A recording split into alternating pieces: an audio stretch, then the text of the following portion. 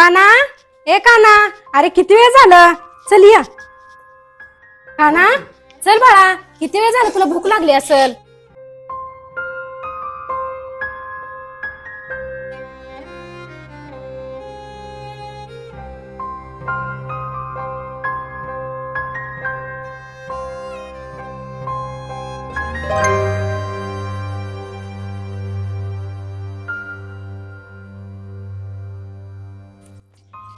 अगं ये स्वाती.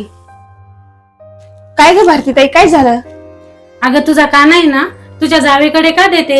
जेव्हा बघाव तेव्हा तुझ्या जावेकडेच असतो. तुला कळतंय का नाही काही?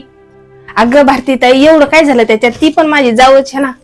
अगं काही झालं नाही, पण तुला सावध करायला आले. आज तुझा मुलगा आहे ना, तो उद्या तिचा होऊ नाही म्हणजे झालं. काळजी घे. येते.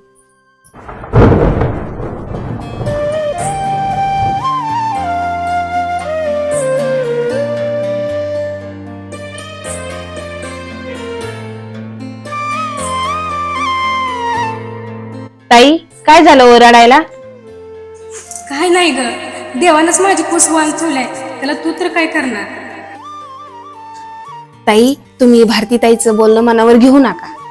तुम्हाला तर माहितीच आहे ना, कृष्णाला जन्म जरी देवकीने दिला असला तरी त्याचा सांभाळ यशोदेनेच केलेला आहे.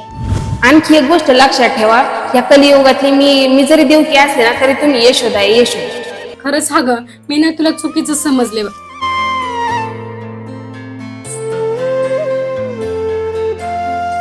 जन्म देणारी देवकी जेवढी महत्वाची असते तेवढीच सांभाळ करणारी यशोदा देखील असते बरं का.